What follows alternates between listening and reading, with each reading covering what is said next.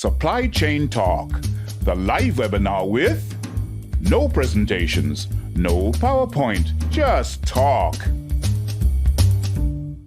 Good afternoon. My name's Alistair Sheraton and I'm your host of this week's episode of Supply Chain Talk. Our main topic today is there a silver lining to supply chain disruption? And first of all, just a reminder of the format of the episode. So we'll start with a relevant news topic, which we'll discuss with my guests, and then we'll move on to the main topic. As always, we're delighted to have any comments in the chat panel at the right of your screens, and also please do put your questions there and we'll try and pick up as many of those as we can. And as always, for the contribution that we find the most valuable, we will be awarding a Supply Chain Talk mug. So without further ado, let me welcome my guests. And the first of those is Shom Chatterjee, who's the Executive Vice President and Head of Procurement and Logistics at ITC Limited. Shom has got 31 years of experience in handling agri and food supply chains, and ITC Limited is counted amongst the top 5 businesses in India in terms of market capitalization. And Shom oversees a spend of roughly $1 billion per annum in ITC's foods division. So welcome, Shom.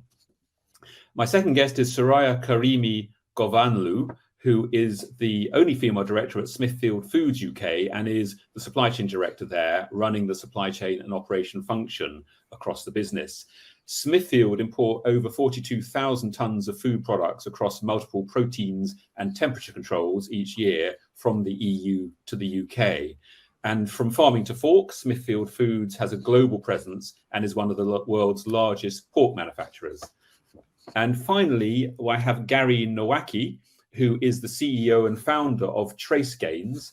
And TraceGains is the world's only networked ingredient marketplace, which brings together the food and beverage supply chain, connecting people and ingredient data to support compliance, product development, and overcome today's supply chain challenges. And to give an idea of the scale of the challenges in the food sector supply chain, TraceGains network consists of over 61,000 supplier locations, 450,000 items and ingredients, and 4.6 million supplier documents. So that's certainly a heck of a lot of information that's being managed there. So welcome all three of you. And let's turn now to the our news item, and it's headed up Import Controls Risk Food Shortages and Price Inflation, and that's comments in particular by the CCF, the Cold Chain Federation. It's an article by Gwen Riddler on the food manufacturer website earlier this month. And the article is a short one, and it essentially just talks about the fact that the UK government's plans for new food controls on all goods imported into the UK from the EU will, in their prediction, cause shortages and drive up price inflation. And they explain that, you know, among the new restrictions are the fact that any business importing fresh or frozen meat, dairy, as well as other goods has got to provide an export health certificate. They have to have export certificates to be signed in person by a vet at the point of departure for exports. They need other documentary checks as well. So all of this, understandably, is quite a burden. And the article explains in the CCF comment that this means in particular that smaller producers who at the moment rely on groupage for their transport really would just not bother to import or export between the EU and UK their specialty products, and even, you know, higher volume businesses will find the whole process more expensive, slower and more complicated, therefore driving up costs. So I guess it's a reminder, if any, is needed of the difficulties that Brexit have brought. Not to say that there aren't opportunities, but certainly there are difficulties in this particular field. So, Shom, starting with you, I know that this article focuses on the UK and the EU, but I know you were mentioning yesterday that you have similar issues in your part of the world. So do you want to comment on the article and how valid you think those comments are? Oh, extremely valid. So today, actually, there's been a tectonic shift here in India. We have officially now become the world's largest population. We've overtaken China today. I don't know whether that's something to be proud of or not. Well, not many mouths to feed. So that's the perspective that I'm trying to bring. Now, last couple of years, in fact, post-pandemic, have been really a perfect storm. And like the other day, my CEO was mentioning that there are decades when nothing happens, and then there are a couple of years when decades happen, right? And the last couple of years have been that a world full of VUCA, volatility, ambiguity, chaos, and we've been navigating through this. Um, in India, with all those mouths to feed, we are actually dependent on the global market. We do export some agri commodities, but we are completely, for instance, dependent on palm oil imports. We are dependent on sunflower oil imports from the Ukraine. We occasionally do import wheat. And the kind of disruptions which we've seen, first because of COVID and the shipping issues which were there, and then because of the war, it's been very challenging. Last year, for instance, Indonesia who the largest producer of palm oil in the world, they went ahead and banned palm oil exports for 42 days. And that was chaotic, and nobody had thought about that. And right now, the world is faced with probably a multi-year high on sugar. And the world was looking at India for exporting that sugar. And, a couple of weeks back when India said that, no, we don't have any excess sugar, we are looking at a possible El Nino going ahead. And, that's going to be very, very detrimental for our next sugar crop. So we want to conserve what we have. And that set the world market on fire. So my colleagues on the other side of the world probably are struggling with that. So yes, it is a VUCA world, and you need to find ways to navigate it. And I'm looking forward to sharing some of those ideas that we found here. But I'd like to listen to my other colleagues first. Thank you very much, Shom. Excellent.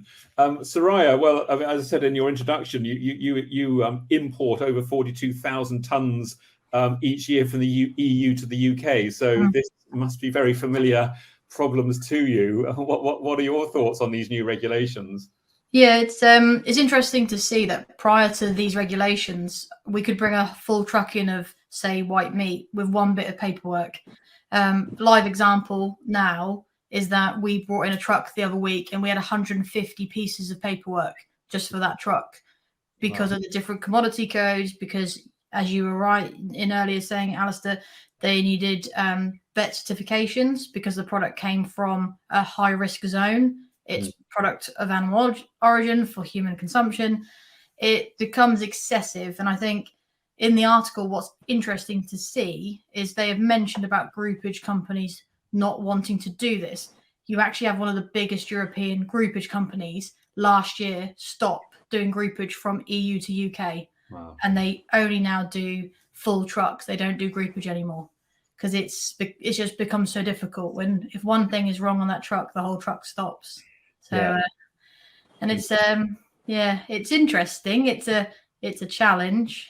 We've all learned a lot with it, but it's going to be interesting to see what happens, obviously, because it's not over yet. We're going to carry on in the end of this year, beginning of next with additional stuff. Absolutely. Thank you, Soraya. Well, we'll come back to some of those points in a minute. Gary, what are your thoughts? I mean, obviously, dealing with I guess paperwork, bureaucracy, administration is the heart of what you support companies doing. But is this just kind of the perfect kind of storm of just unnecessary additional paperwork? Yeah, well, I love Sham's comment about, sometimes decades happen in years. And so, if we look at the food and beverage supply chain, it is not only the world's largest in monetary value and in terms of the number of people employed by it. The third thing that people sometimes don't think about is it's the most fragmented supply chain in the world. So you have these thousands of companies trying to exchange paperwork and information, to your point, Alistair. And so, we were founded on the belief 15 years ago that there's got to be a better way to do this. And we run an annual survey of over 300 food and beverage manufacturing companies, and they tell us that supply chain disruptions are still very much on their mind, because while Mr. Putin's done in invading Ukraine, and hopefully COVID is behind us. Who knows what the next black swan is going to be? So it's not going away. And things like ESG just create the demand for even more paperwork. So there's always going to be more paperwork and a need to think through these networks in a much more automated digital fashion. Yeah. Okay. No, thank you. And Sean, just before we sort of move on to the main topic of the day, kind of in terms of these restrictions on imports and exports, I mean, are there particular restrictions in your part of the world which have become more restrictive, or is it a fairly even playing field for everyone, whether that's good or bad? So, Alistair, to compound the broken supply chain, in my part of the world, there are issues with financing. So we have a Sri Lanka which is broke. We have a Pakistan which is not able to pay for its imports, right? We have a lot of our neighbors are in that position.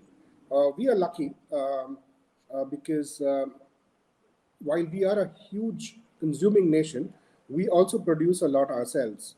And fortunately, except for crude oil, we don't have to import too much else, right? We do have to import the occasional commodity.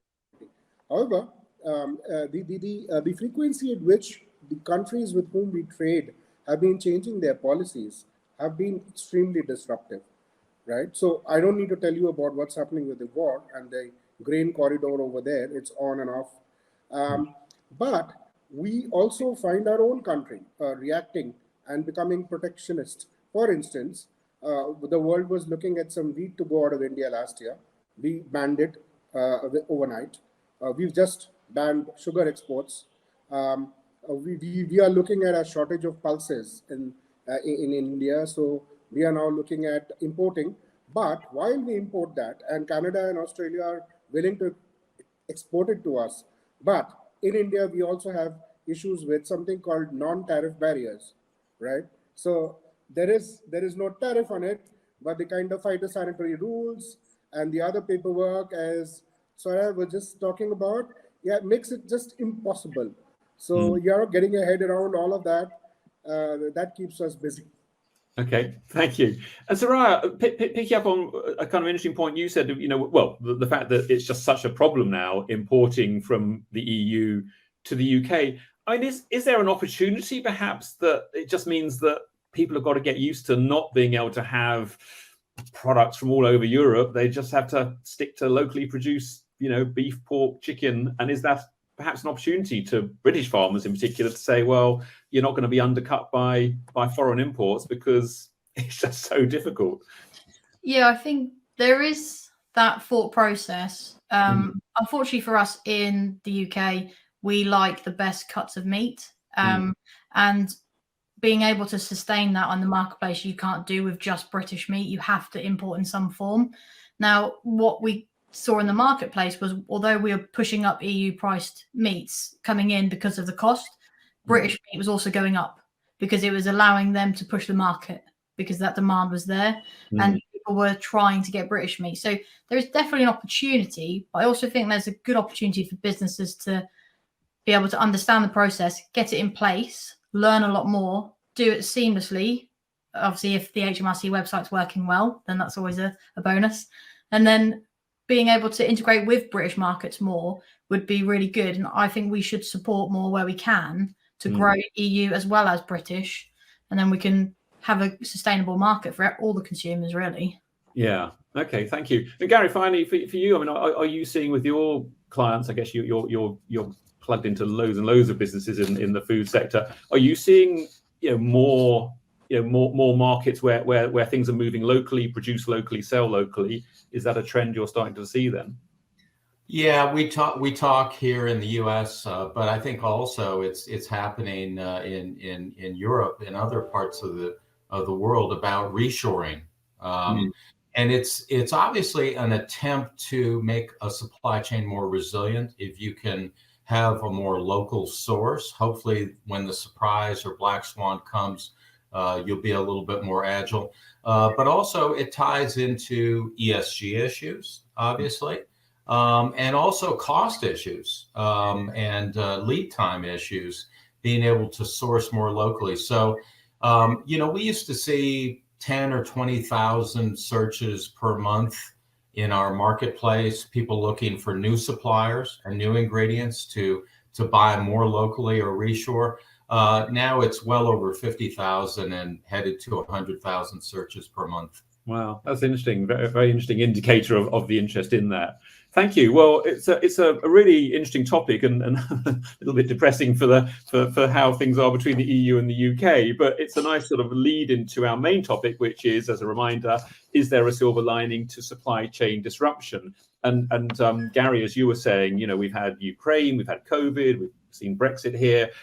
So these black swan, supposedly very rare events seem to be happening with depressing regularity and are becoming the new normal. So, which leads to the first point, which is that unforeseen disruptors are here to stay. And the question is, how can you pivot for the better? So, Shom, I know you were talking yesterday that ITC had already started to reduce its dependency on importing from China. So how does that opportunity play out? That pivot for the better. All right. So, Alistair, 8 years back, we started a program of nearshoring, and the reason at that point of time we had no inkling that one day we'll be hit by a COVID or other such black swan events. The intent and purpose was really to make in India, to save on freight, and like all emerging economies, the rupee was continuously weakening against the dollar, so it just made good sense to make it locally, right? So we started this program, and it was initially quite painful because China is, as you know, a very low cost supplier, and on the other hand, we were getting some highly specific and technically advanced ingredients from the West, maybe the US or Germany, and the technical know-how to make that in India also was very scanty. However, we actually worked with our scientists and worked with our vendors to, we brought on a program to kind of make in India. And 3 years back, our Prime Minister, he also coined a word called Atmanirbharta, means self-sufficiency. And, he kind of gave that a push. So what started off as an expensive exercise became an imperative as time went by, right? And COVID kind of accelerated all of that. So while I used to get a lot of hate from my colleagues on the head table because I was supposedly increasing the costs by making it locally, during 2019-20, that's when they realized the worth of the work we had done. Having said that, Alistair, I think in today's world, it is horses for courses. So it can't be just nearshoring or looking at local. It is also looking globally and thinking locally. So I'll give you an example. So last year, as I told you, we were suddenly hit by an export ban on wheat, right? The government of India realized we'd probably run out, and so to conserve it and food security for all people, they did this ban. Exports of wheat flour continued. Now, we in India, we consume a particular whole wheat flour, which is a little different from what you make bread with normally, right? It's called atta, and it's used to make a Indian flat bread, what we call chapati. Now, why am I belaboring this point is because, okay, I'll come to that. So what happened was, the wheat flour exports went on for another month, and then the government of India said, hey, many more people are exporting flour. So the whole intent of the ban is getting diluted. So you can't export flour either. Now, in India, for wheat flour, we are almost 92% of the market. We have a brand called Ashirvad. We are very big. And the world over, the Indian diaspora is very big, right? And you will probably agree that we have a lot of Indians living in the West, etc., and in Australia, Canada, North America, and they all love our Ashirvad atta, yeah.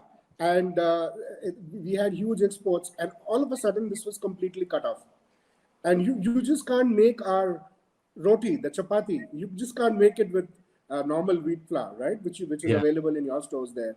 So there's been this huge event, right? So what did we do? We haggled with the Indian government for a while. When they didn't yield, we started tracing which country had imported our Indian wheat. So we found that there was this large cache of wheat which was available with Al Groher in the UAE, and something was available in Sri Lanka with our exporter. And then we started making our Ashirwad atta in Jebel Ali and in Colombo, Okay, right? And exporting from there. Right. So that was a kind of a via media route. So it works both ways. You got to think local, and you got to look global as well. And that's interesting. It certainly does bring home the need to really understand your markets, your whole supply chain, your trade chain, basically, so that you can understand where the flows are and so on. Certainly one of the audience members says he didn't expect to learn about the wheat flour used in chapatis. So every day is a school day. So we have an appreciative audience member there saying he's learned a lot. I certainly didn't realize how specific it was. So Soraya, kind of turning to you then. I mean, we've heard a lot about the sort of the challenges of that Brexit point in particular. So what are your tips of how you can pivot for the better, as the question is? I think it is also very dependent on the size of the business. So a much smaller company would have struggled, if not potentially gone under, in regards to the man hours and the cost that is required. Yeah. For us, sorry to interrupt you. I mean, again, actually, Terry White, I mean, appreciate you've had a nice debate with one of our other audience there. But I guess, Terry, it looks like you're from a small business, and wow, I just sympathize clearly. It's just so difficult for a small business, as the article said, to cope with this mountain of additional paperwork. If you were saying, Soraya, from one form to 150 forms for a lorry load, I mean, this is just one extra form. This is 100 times more paperwork. It's extraordinary. Sorry to interrupt you, but no, that's fine. I was going to say we were very fortunate. We have employed 2 full-time additional people. We spent hundreds of thousands of pounds in the first year just to pay an agent. If you are a small business and you do not have that behind you, what do? You're either working every hour under the sun, or you're losing out on a massive amount of money that you potentially don't have to spend, and that's very unfortunate. But I think if you are able to pivot and change, because that's the only constant in life is change, if you can succeed with it, and you could do it in-house, as we've been able to do, thankfully, you will then be able to potentially take on whatever's comes next.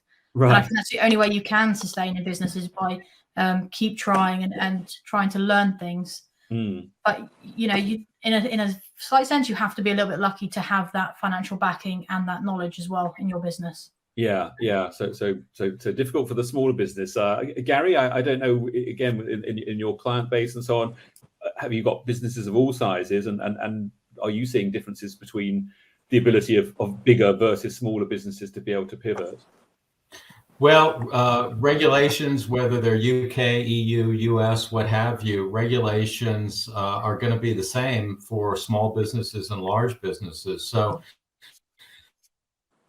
that's why when we did design this network from day one, we made it all in the cloud, all subscription based, so that small businesses can take advantage of it for a tiny fraction of the price that our larger global customers like Coca-Cola or Nestle use it for. But and we've also got a free version now. So at some point today, I want to encourage all listeners to sign up for the free version, and they can go out and start sourcing instantly around the globe for free. Okay, you've made the point.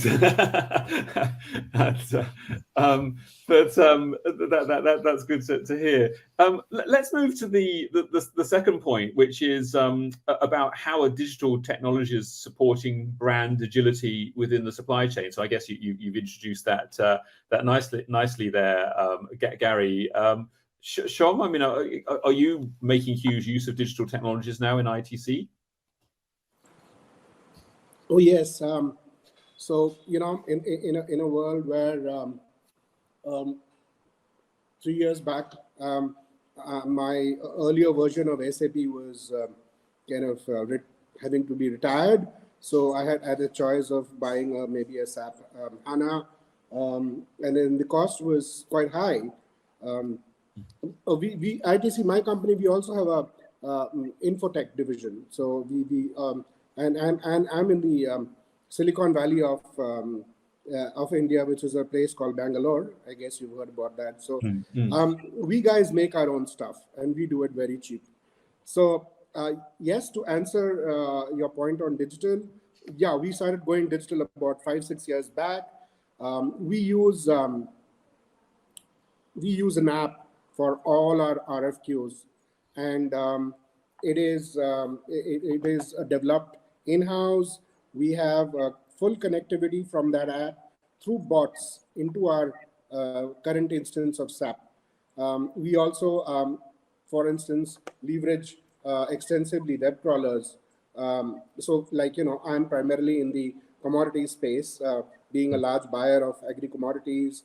We need to be abreast of all the market happenings. And this kind of, so what we call it the sixth sense. So, it's always listening out for us. And all the data to do with the commodities of interest is kind of filtered down. And over the years, it's become very intuitive. So, these are some examples of digitization, which has really helped us. And if I may just give you one small example, because it's always easy to talk about certain things in generic, but examples are always good. So the bot told us there's something which has happened to a Malaysian airliner, right? Yeah. And that was the aircraft was disappeared. And well, what does that have to do with me?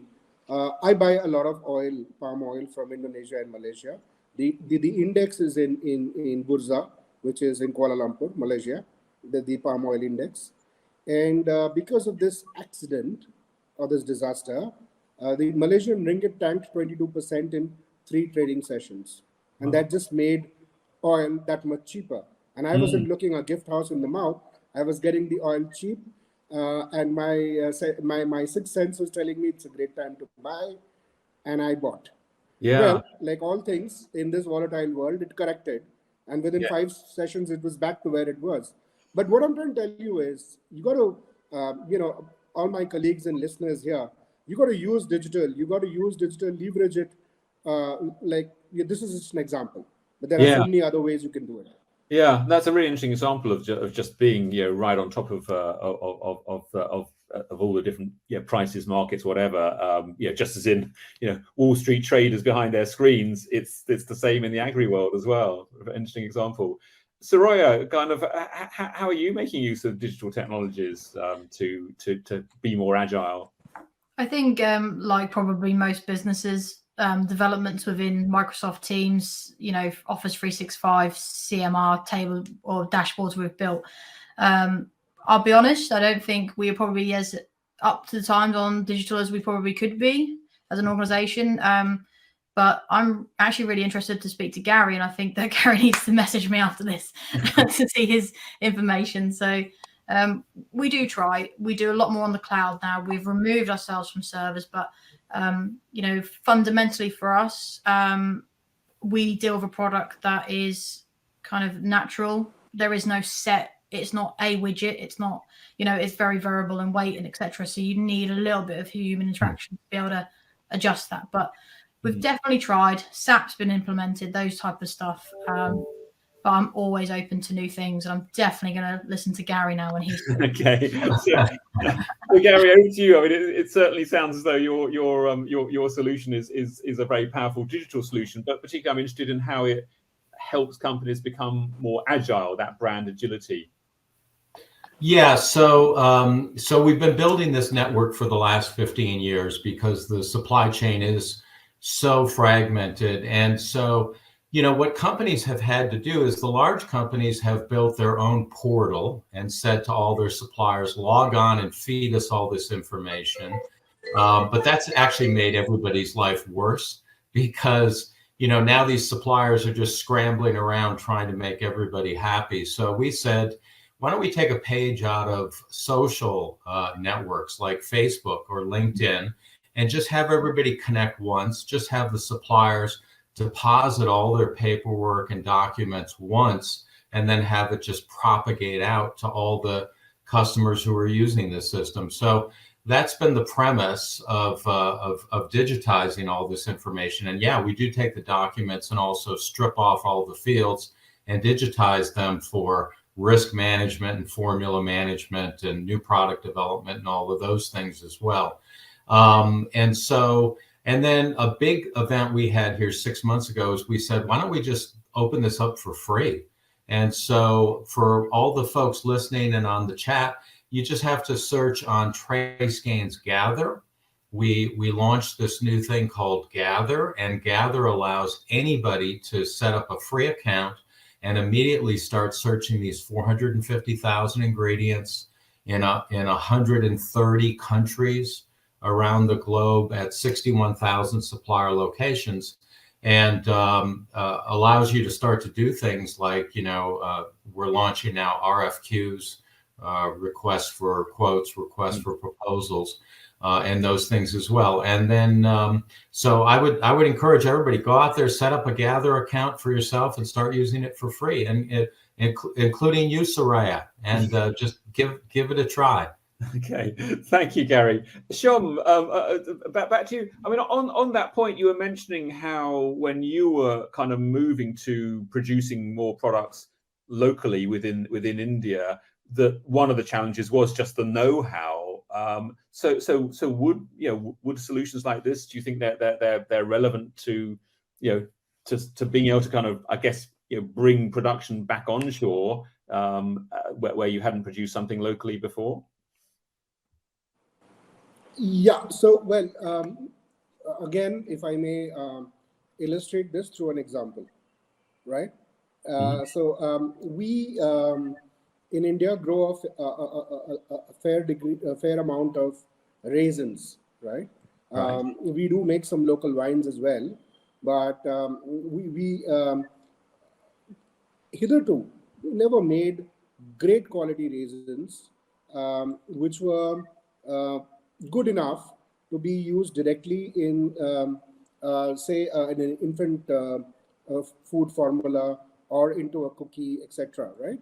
Right. So we designed and we wanted to market this range of cookies called Sunfeast in India, and they called for raisins. Now, when we went around looking for raisins in this great big country of ours, we found a lot of it was produced, but the quality was substandard, right? And then we went around, we even asked some of my ex-colleagues who are now working with certain other multinationals, let's not take names here, but I asked them, where do you get your raisins from? And they were importing it from Turkey into India, right? And then we went around and said, how esoteric can it be? And then we worked with some of the local farmers here. We got advanced color sorting machines in place. We got cleaning equipment. We put in a unit for radiation, and after that we had world-class raisins here. Right now, this took investment. This took willing vendors to do it. We even advanced some money to the vendor to put up these facilities. And you know what? The happy thing is that none of these colleagues of mine, and okay, ITC is an Indian company. We are not multinationals, but so many of my colleagues who are in the multinationals operating out of India and who are bringing in the raisins from Turkey, they're all using this facility now. So we are not importing from Turkey anymore. So this is just an example of how, you got to really work with your back-end supply chain. You need to encourage them, teach them, hold their hand, and even finance them at times. And sometimes you got to bring your own competition into your fold. You got to work with your competition. Let's not forget that, right? That's a really very interesting. Let's work with them. Let's work with them, and let's all win, right?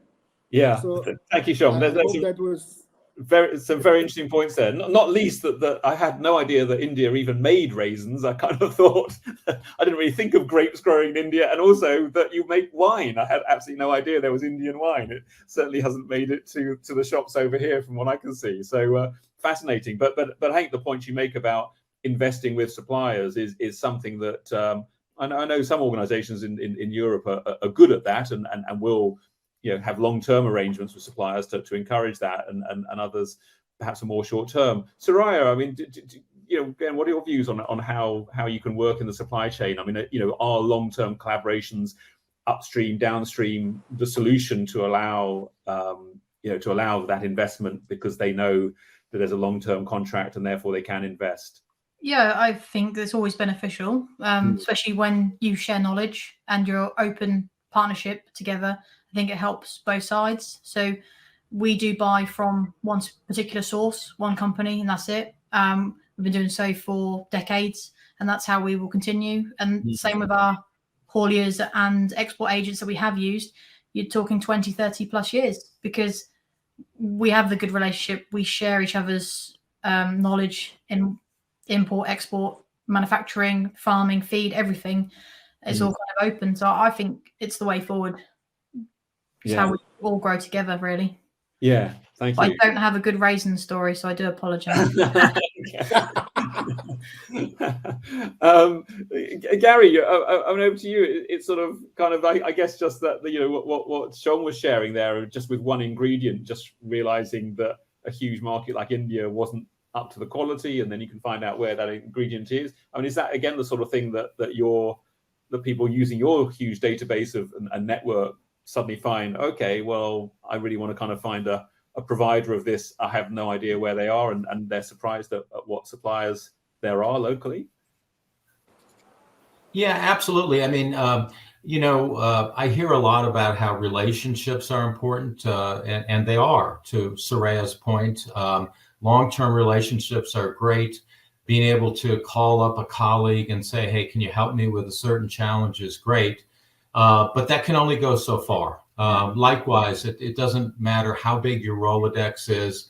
In a supply chain as vast as this, it can't cover everything. You can't just go to a trade show and walk those miles of aisles and always find the suppliers you're looking for. So digitizing this whole global network, puts things at people's fingertips very quickly. And we've even layered in over the years things like mapping, where you can say, find me not just a particular supplier of a particular ingredient with these attributes, whether it's organic or, whatever it is, specifications, but find me one within a couple 100 miles, if possible, or 1,000 miles. Because one of these black swan events was ocean cargo, right? And the system just got bottled up for a period of time. So yeah, it's, what did we all do before Google, right? We take it for granted. Now, this is like Google on steroids for finding ingredients around the globe. Yeah, and I like your analogy, the old sort of fashioned way of going to the trade shows. Well, are they happening? Are people even traveling? Have they got budgets to? But it sounds like you can save an awful lot of legwork by working smart and digitally. So let's sort of move to our third and last point, which is around how strategies that embrace agility will help you. I guess we've had some good examples there. Is there anything you'd like to add, Shom, in terms of how those agile strategies are really helping you compete? If I may just add to what Gary said. So how am I here on this show today or this webinar today? Through courtesy LinkedIn, right? And that's how someone I was reached out to. Now we get so many inquiries through our LinkedIn posts that from prospective vendors. So what we did was we developed a portal. So now whenever anyone asks me for whether he can supply certain ingredients or commodities to us, we just kind of forward them the link, and that portal you can go and register yourself. It asks you all kinds of questions which we have designed it to ask you. You can also upload your the brochures and pictures and presentations into that. You can give price estimates, etc. So whether or not that person eventually becomes a vendor, I think everyone's just gone away. No, we're still here. Don't worry, Sean. Right. Keep going. Yeah. Okay. I can't see. Suddenly everything's gone blank. But if you can hear me, I'll go on. Yeah, we can see you. This kind of this portal helps us a lot It helps us onboard a lot of people. And even if we aren't, I'm probably buying that ingredient, commodity, or item at this point in time, it becomes like a library. So whenever my product development people or my brand managers, etc., they want to search for something which is potentially available, it's there. Yeah. Okay. No, thank you. So it So sounds that like is in just a a way, small example. yeah. So it sounds like you're of such a scale that you can almost, be your own digital network of suppliers, products, ingredients, and so on, which is, only a luxury for a huge company like your own. So, Soraya, what have you got examples where perhaps you've been able to be, your agility has helped you exploit a new market, a new taste for a particular type of food or whatever? I think our biggest kind of change or flexibility came within COVID. So going from primarily distributing to food service, which shut, and then pivoting more into retail. So retail is quite difficult for those that do supply the big four in the UK, because you're reliant on a consumer and what they wish to buy.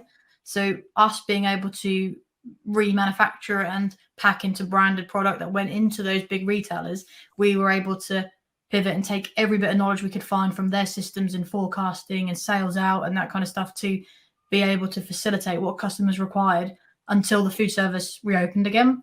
And then we were able to get back into the food service at a very, very similar level to pre-COVID.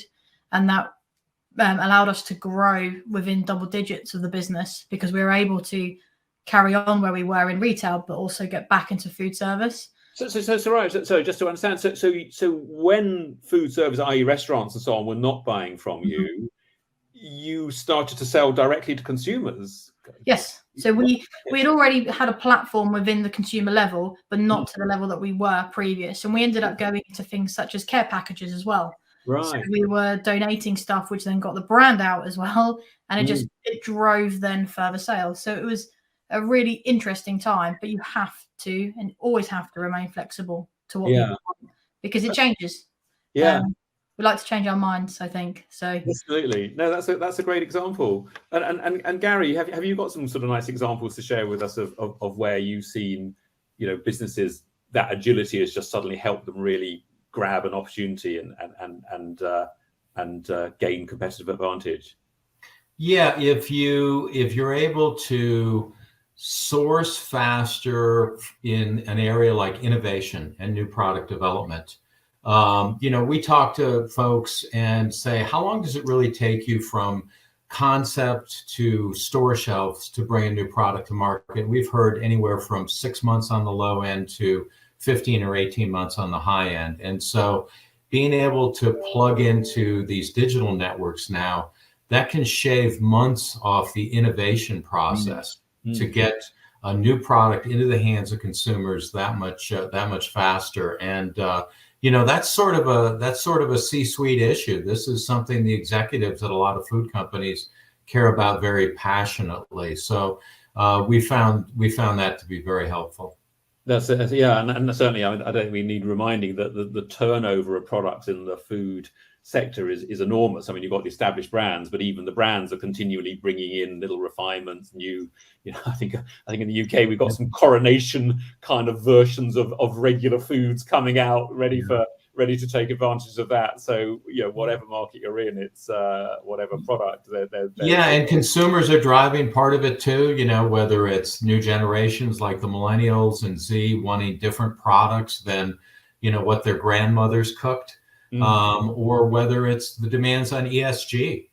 We want you to reformulate and think of the massive burden ESG is. If you're a multi-billion turnover company, you can afford to spend massive amounts of money having a consultant come in and map your global supply chain and vet it out for ESG, whether it's palm oil or whatever it is.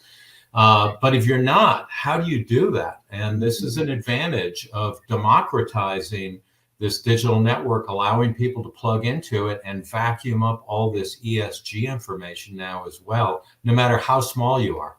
Yeah, absolutely. And just earlier this month, actually, on Supply Chain Talk, available on demand, we were talking about sustainability reporting and what a burden that is, and exactly that, the fact that for smaller companies, it's difficult, and the multi-tier supply chain particularly makes it very difficult. So that's an interesting point. So finally, we're kind of pretty much out of time. Just very, very briefly, I'm going to ask one final provocative question, which is, we focus very much on food and drink, which is your expertise of the three of you.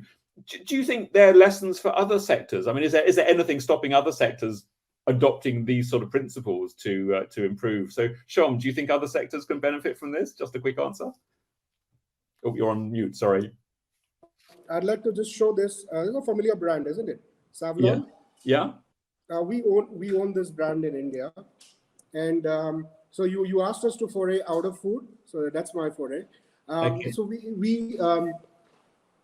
we have a brand of deodorants called Engage. Okay, and that was growing, and we built a huge big factory to produce Engage deodorants. Now, just before the launch of that factory, we were hit by COVID. Right. Okay. And we realized very soon that for the foreseeable future, no one's going to be using or buying tons of deodorants. So we quickly repurposed it, and that's agility. And that is what we brought out. It's a deodorant spray, and India didn't have one before COVID. Okay. We were the first ones to hit the market quickly with this. So we repurposed the deodorant spray factory to make this, and hey presto, we were winners. So that was a quick example outside of food on agility. That's a great example. I think we could get the impression we could have a whole evening of stories from you, Shom. But that's another great example. Thank you, Soraya. Do you think that the same lessons can apply in other sectors?